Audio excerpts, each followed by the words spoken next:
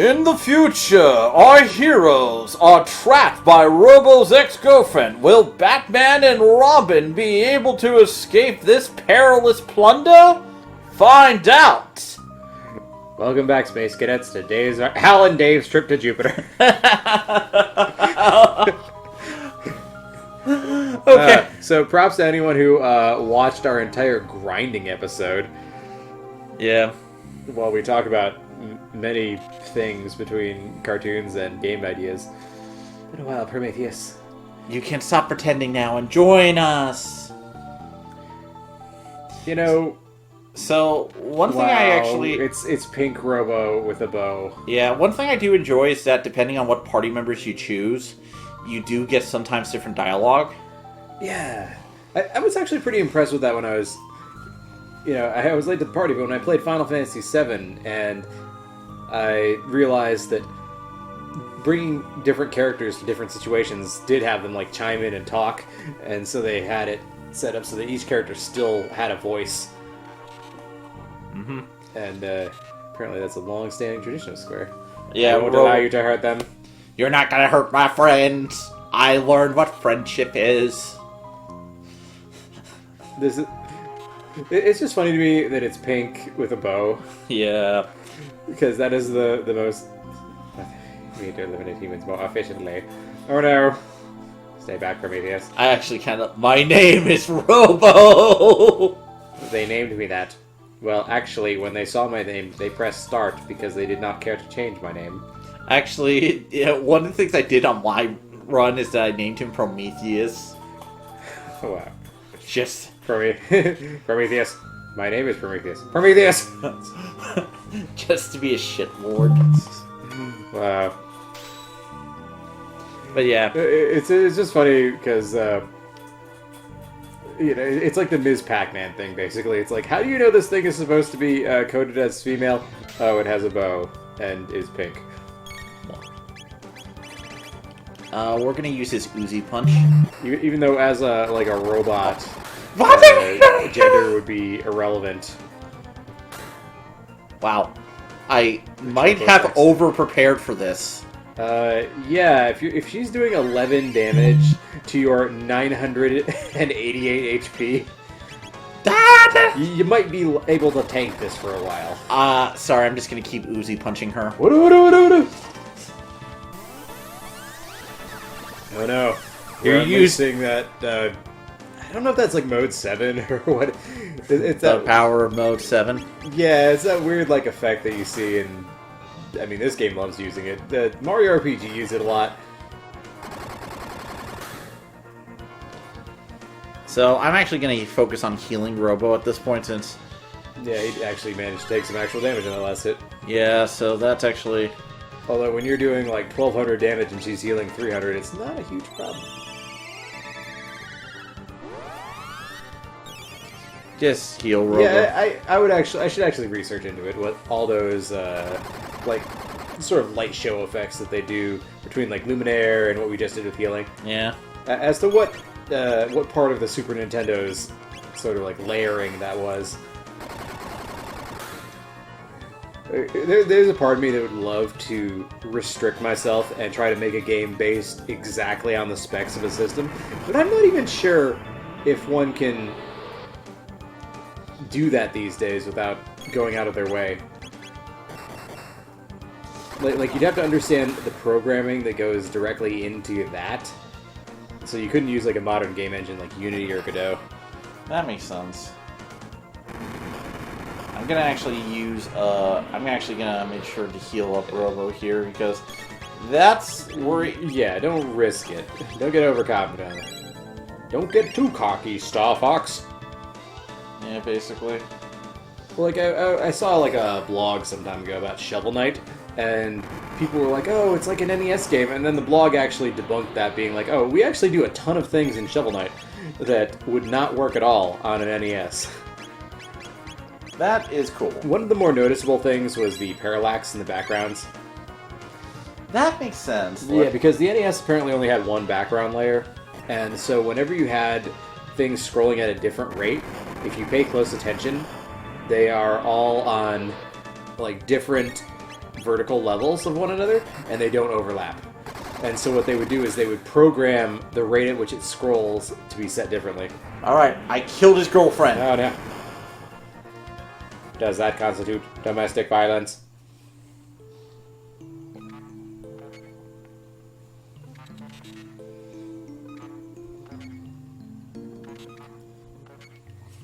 There is no perfect world just for Reploids.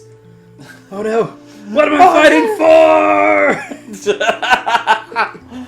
Mega Man X4. Yeah, man. I'm sorry, Prometheus. Iris. Atropos.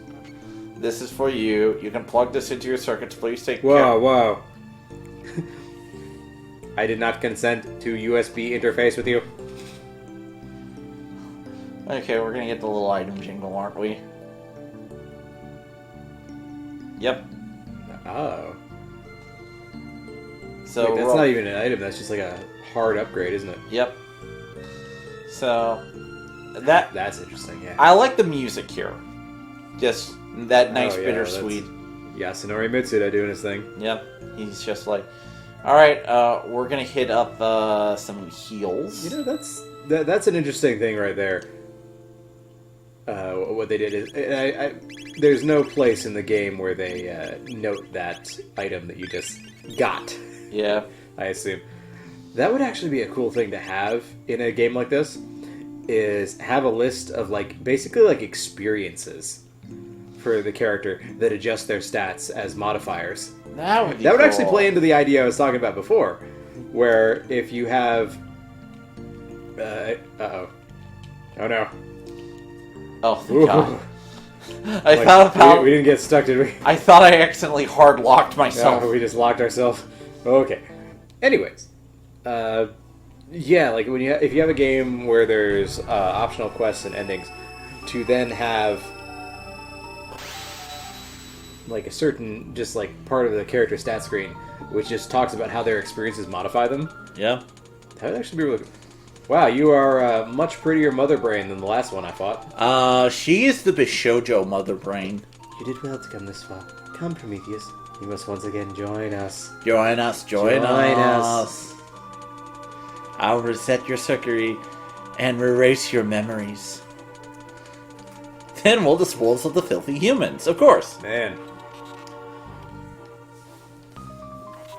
I'm sorry, but I can't afford to lose anything else.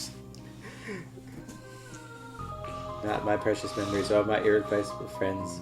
I kind of like how we're in like a mini shonen story for Robo in this section. Well, you know, considering you betray me to stand these humans, you turn against your family of robots. Considering like what's been going on in the world lately, without getting too specific, it reminds me. This scene reminds me of like Futurama, where Bender is just like, when will humanity realize that all people are equally inferior to robots? I'll say this RPG does one thing better than some others I can mention. Final Fantasy always had a problem of making sometimes characters feel important in comparison to the plot. A good example of this, I think, in Final Fantasy VII sometimes is Barrett.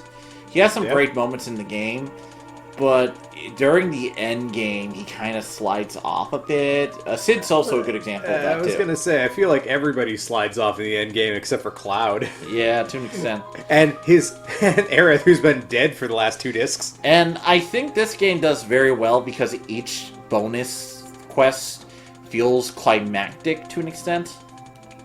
So everybody kind of gets like a much more bigger role. I agree with that.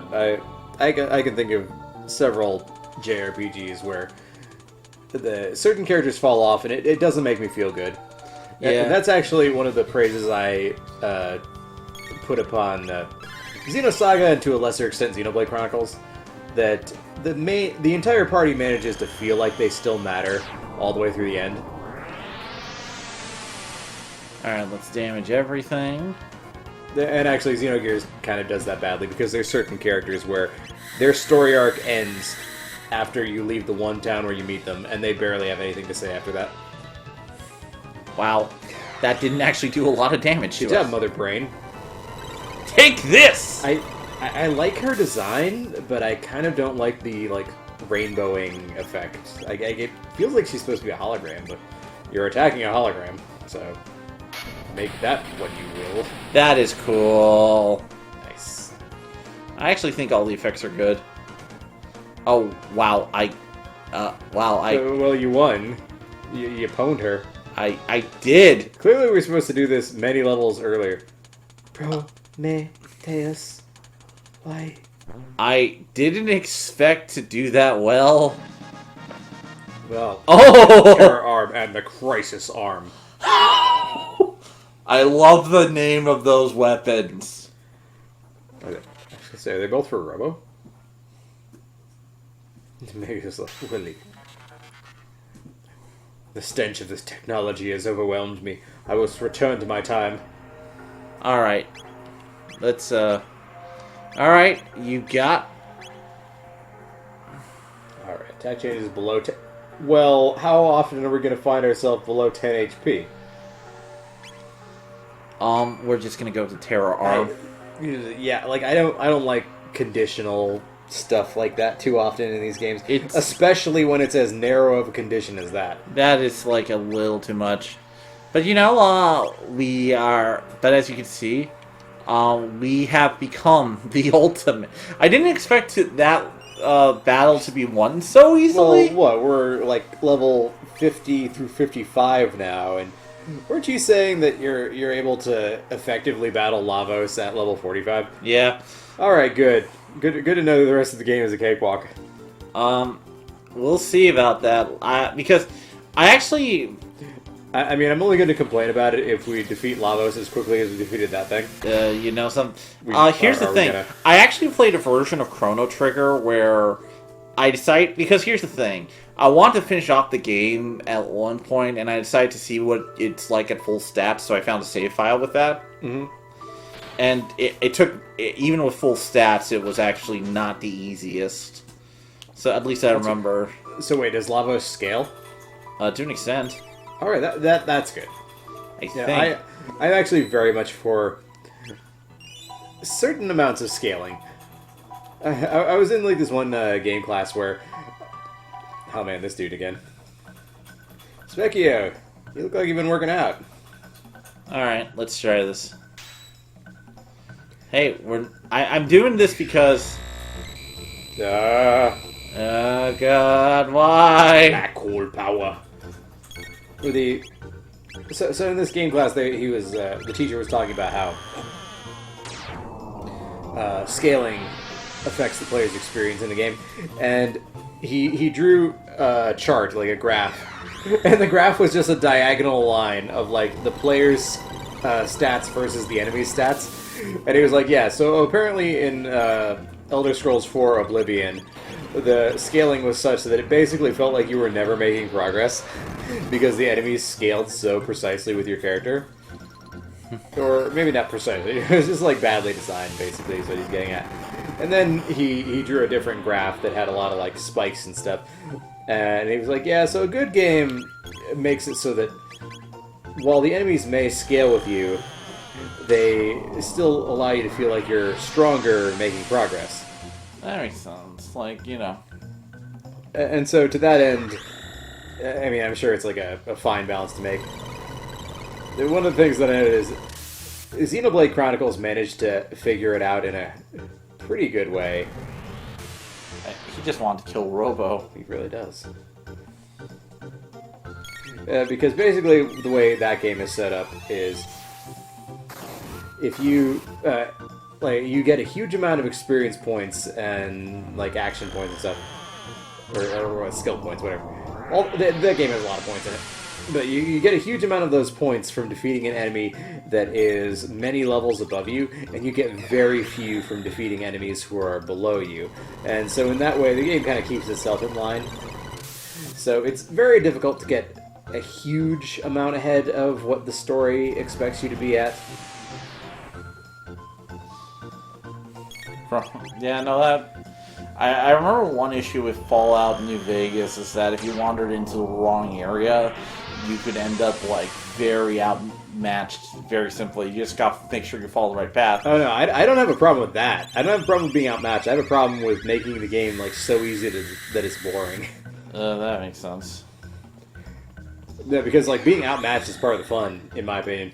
Coming from someone who enjoys Dark Souls.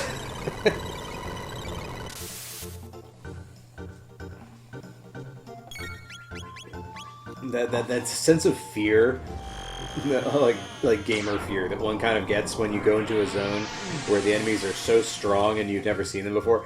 I mean, it reminds me of the original Zelda when you first meet the Lynels.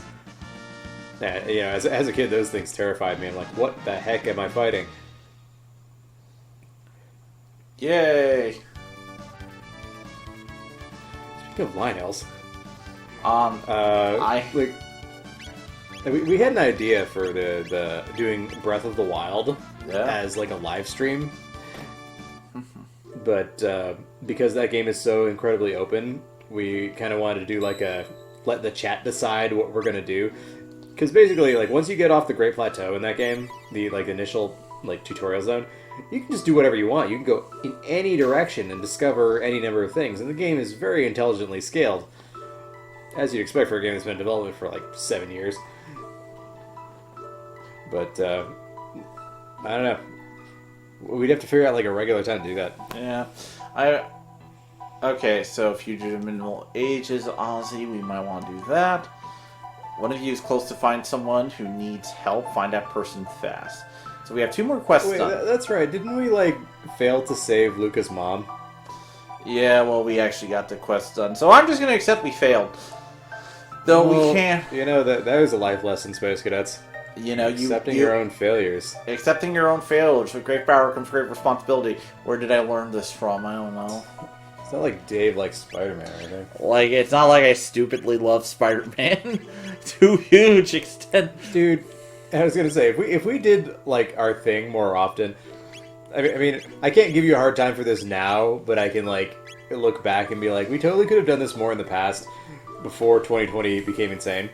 But, like, if we did it more often, we could have totally, like, continued doing Spider-Man and stuff. Oh, God, I would have liked to do that. If I somehow managed to get a PS5 by the time it's out, I would love to do the Miles Morales stuff.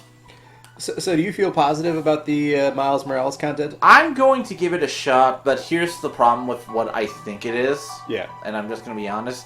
I think it's just going to be like a 10-hour expansion to the main game, because it actually comes with the original game.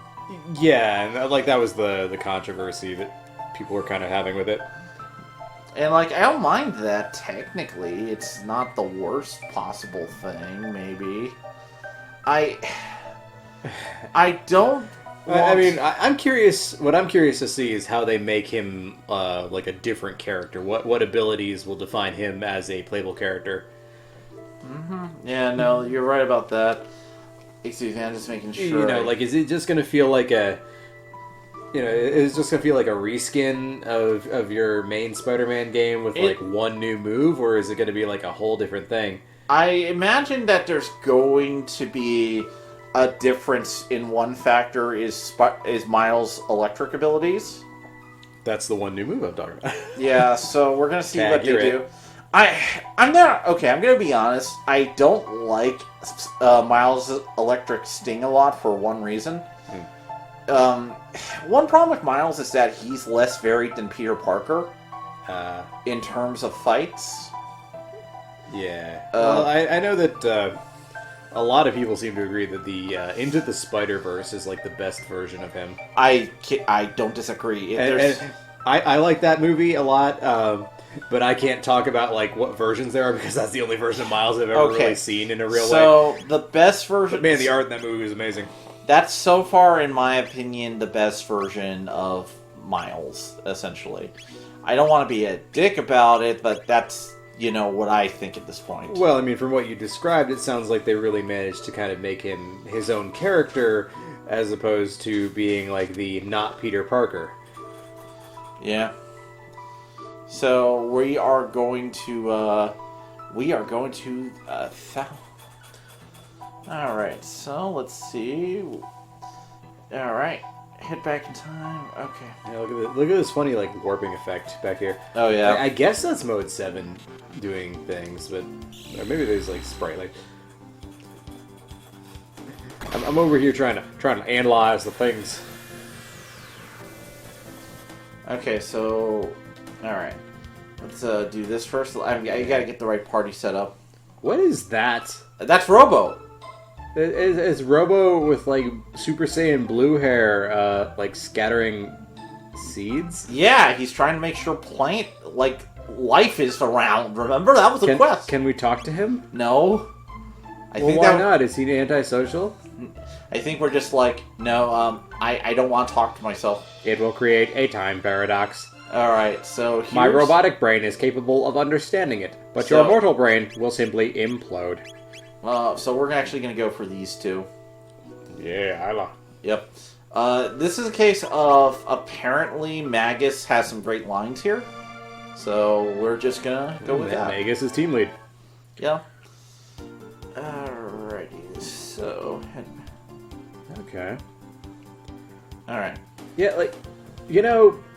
I realized that, I was a kid who subscribed to Nintendo Power, but somehow I, still only got certain games. Because this game is, what, 95? Yep. Yeah. So, like, I didn't know about this game. I didn't really know about Final Fantasy 3/6. Granted, like, because this is the 90s, so there's, like, a lot of word of mouth that kind of takes place. Because I've, occasionally when I try to think about it, some people can remember like the first game they played, and I don't know exactly what the first game I played was, but I would assume that it is Super Mario Brothers. You're just assuming. Well, because like I realize now that like how would I have discovered video games at all would have been the neighbor kids that lived behind us would have been a bit older. There was like one kid who was close to my age, and then there was like some older brothers, and I remember they had an NES. And we played like a bunch of games. And I think that's how I was introduced to like Mega Man 2.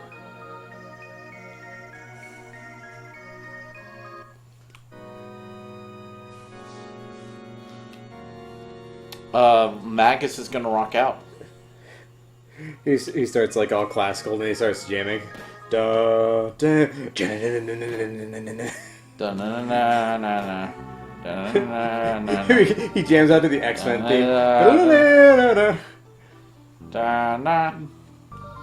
I'm trying, because we're trying to find Ozzie. He's like, this will be the perfect theme song. Just you wait 1,000 years. You will see the tears of time. What? Yeah, really. What if you traveled back in time to the Dark Ages and introduced them to J-pop? Oh god, that would just be insanity. And they'd be like, "Those theme song is the most epic." You have the best theme song of all time. Dude, do people even know that Japan was a thing back then? Yeah, no. Like, a lot of, like you go to, like, Dark Age Europe, and you're like, by the way, off the coast of Asia, there's this really rad island. They took some nuking, but we finally got them to make really good art. Honestly, what I imagine at best is you might have had, like, some explorers Wait, why can't you go up there? The stairs are flat. Like, the whole idea is, like, this is, like, a place we raided before, so... Well, I remember being here at a different point in the game. So... I was going to say in the past, but I realized we are in the past, so meh. We are in the past, in the past. Okay, I see the difference in the sprites now. Yeah. I don't take that last joke out of context, as basically, but I do have kind of a theory that you look at sci-fi anime, especially like in the 70s and 80s, science fiction anime, there's a very, like, post-nuclear feel to it. Like Gundam definitely deals in it, and if you play the Count the Nukes game, depending on which anime, I'd recommend not playing it with Getter Robo in any of its incarnations, because if that's your drinking game, then I hope you've got a high tolerance. You need a high. But there's definitely like this feel to it, like because you don't see it in other like cartoons or shows, how readily just like a large area or like a city can go up in flames or in a flash of light. No, you're definitely not wrong on that bit. Yeah. Alright, let's get the... Obviously, history is what it is, and not really trying to comment on that, but seeing how history influenced art. No, that is fair. Wait, where did I leave the epoch? Where did we park the car? Dave doesn't remember where we parked the car. I made some poor choices. Hey, it's Robo again. Yeah, he's making sure everything is okay. And actually, I think that's why like anime kind of took like the shift that it did towards like the moe or the waifu stuff, is because finally you got some younger people in there who like weren't they were far enough removed from what happened to like not really have like a lot of feelings towards it, and so you get the new like millennial thing where instead it's all about people who feel very like impotent or socially disconnected. Alright, let's see. Like I guess I'll just keep talking. I'm just gonna keep mouthing off over No, you. I'm just trying to figure this Okay, found it. Well, because, we can relate to this, some of our friends can relate to this, where it kind of at this point in the world where, like,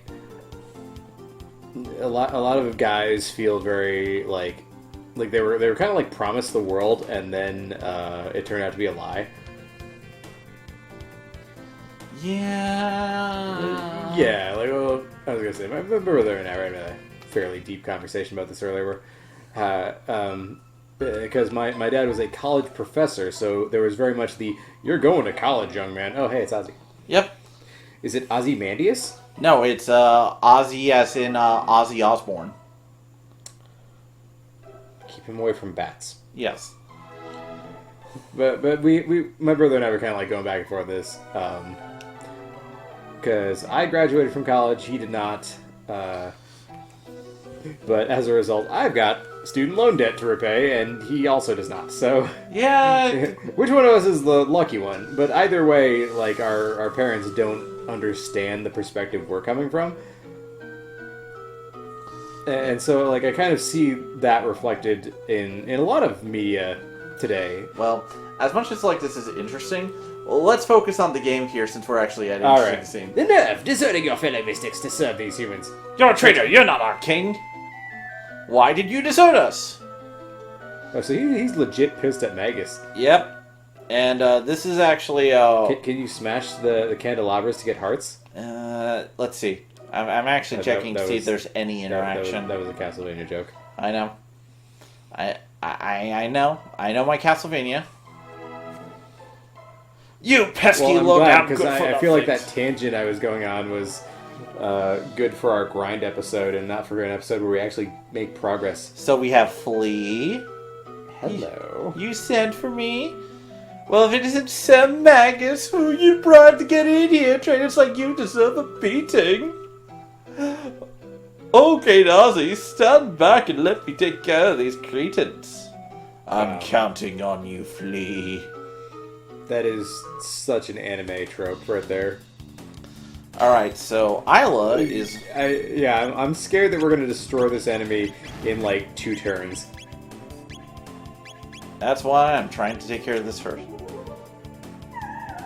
Thank you for the item. It was a thought that counted. Okay, So many presents. yeah, I'm just actually going to focus on attacking, because I actually want Isla to get an item. Okay. So... Well, would it be better to focus on guarding and let her repeatedly use her... yeah. If it works, it works. Well, because if you keep attacking, you might defeat her before you get the item. Like I said.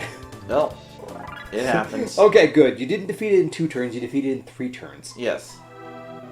Well, they're just going to have to teach us a lesson. Yeah.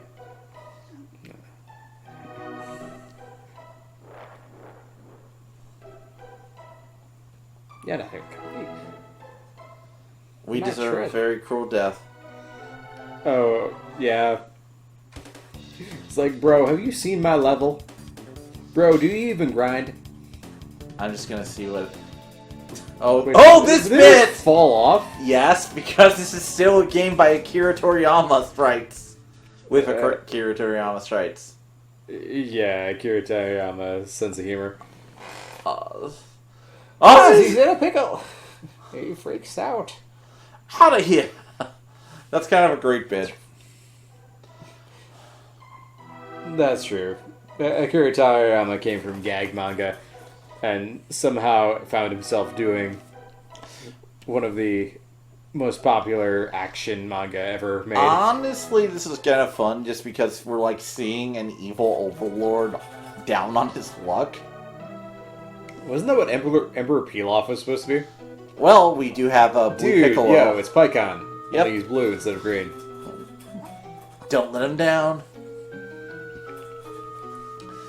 Look, we have Flea, Slash, and Ozzie, and if you know your metal references, I was gonna say, I don't know my metal references, and even I'm getting these. Yep. Because the real legends transcend their genre.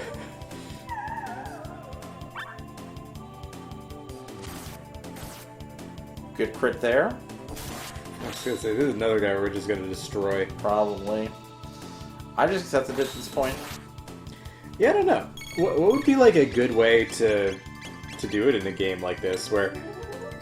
Because on one hand, keeping everything at kind of a fixed level, it gives things a nice structure, but then you also end up at the position that we're in, where you can get way over-leveled, and then nothing's a challenge. Yeah, we're in that thing. But Chrono Trigger was also meant to be fun and have focus more on, like, you know, time travel and puzzle shenanigans, so there's an extent to that. There's been some decent puzzles in this game. It's like, you know you want to touch the chest, it has a guillotine.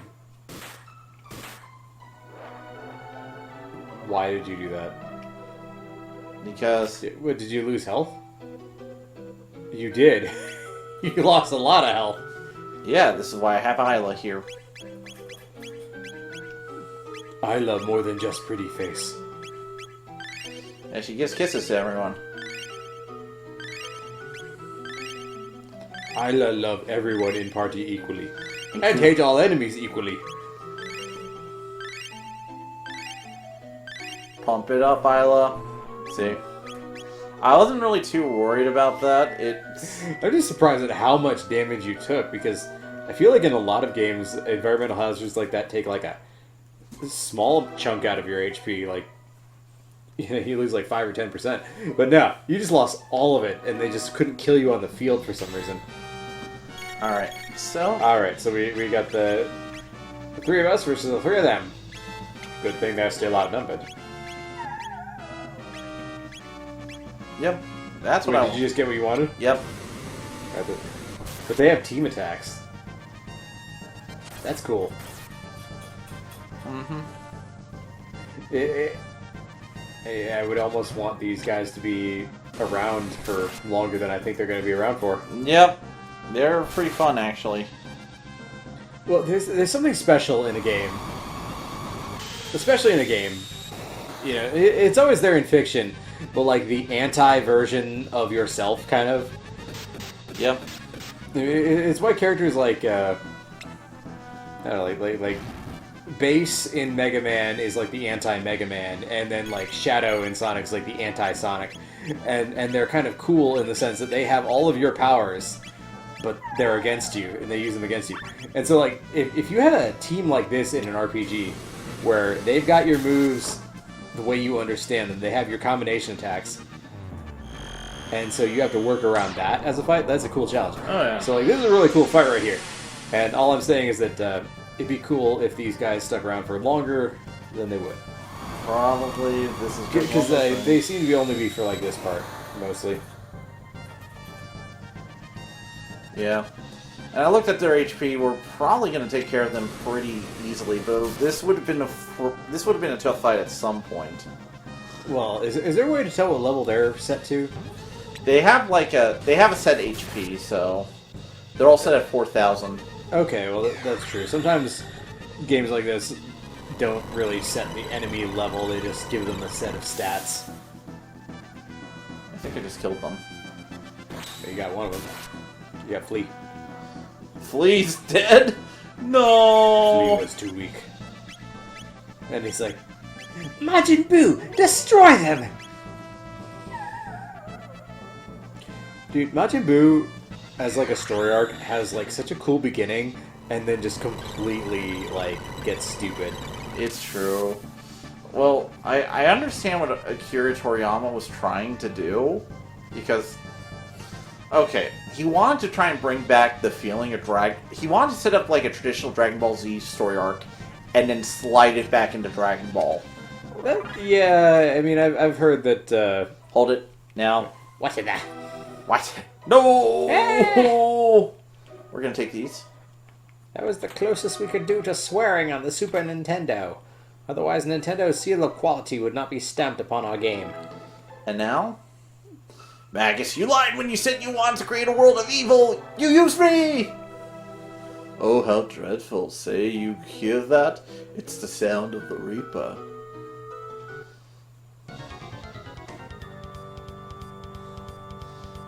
Yeah. And I have encased myself in ice and or crystal.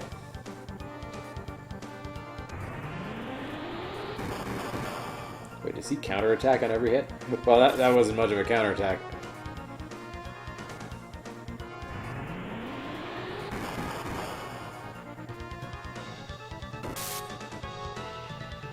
Oh. I like your good snoo. Okay, I get that thing. So.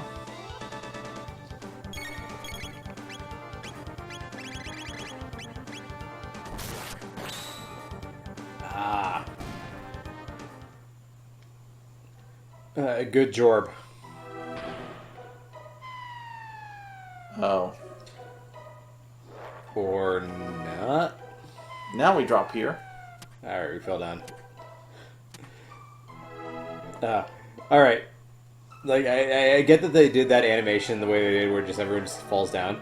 But it would have been cool if they each had individual landing animations, where Magus just does like a superhero landing, and he acts like he's all cool, and then Chrono's just like womp. Chrono would just like face Hold plant. it. Is it a cat? Yep. Not that switch! Why did I have a button that would kill me?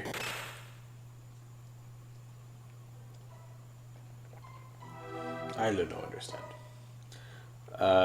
Yeah, I'm as lost as you, Isla.